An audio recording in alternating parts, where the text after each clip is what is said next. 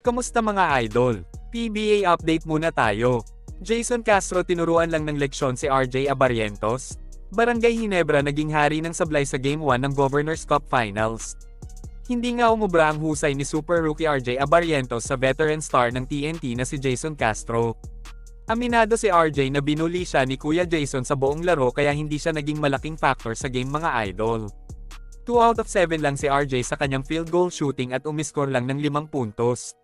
Bokya nga si Abarrientos sa first 3 quarters mga idol na naging dahilan para mawala sa tema ang laro ng crowd favorite na Ginebra. Ikinagulat pa nga daw niya ang kakaibang bilis ni Kuya Jason Castro na hindi daw kapanipaniwala sa edad niya na 38 anyos na mga idol. Alam naman natin kung paano pinahirapan ni Abarrientos ang mga gwardya ng SMB nung kanilang semifinal matchup.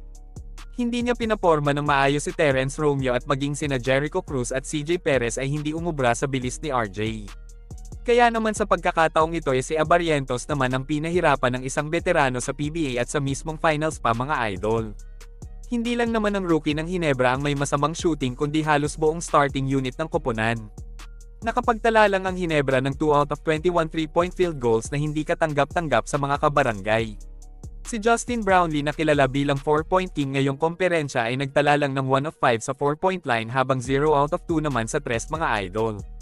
Malaki pa din naman ang naitulong ni JB sa opensa at depensa pero hindi naging sapat yon para talunin ang tropang Giga.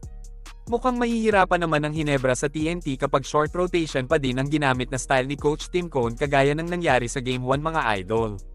7 manlalaro lang ang binabad niya sa buong laro habang 9 naman para sa tropang Giga. Dito makikita kung gaano kalalim ang lineup ni Chot Reyes kumpara kay Tim Cone mga idol. Samantala, ano na kaya ang nangyayari sa go-to guy at ace player ng Ginebra na si Scottie Thompson?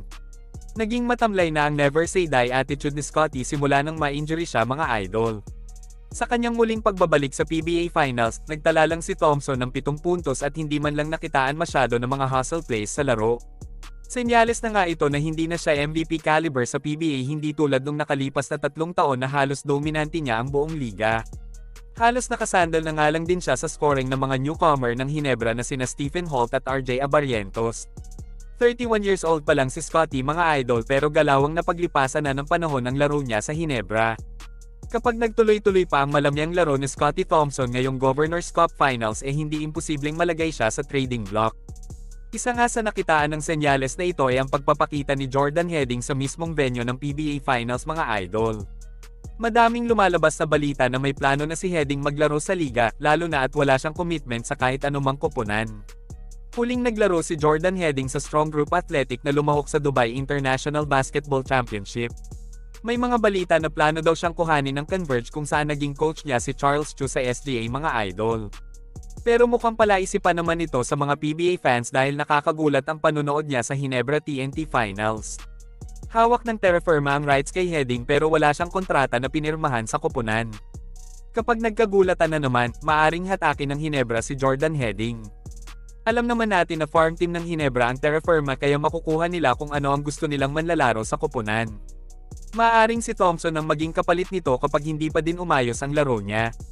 Hanggang dito na lang muna mga idol. Maraming salamat sa panunood.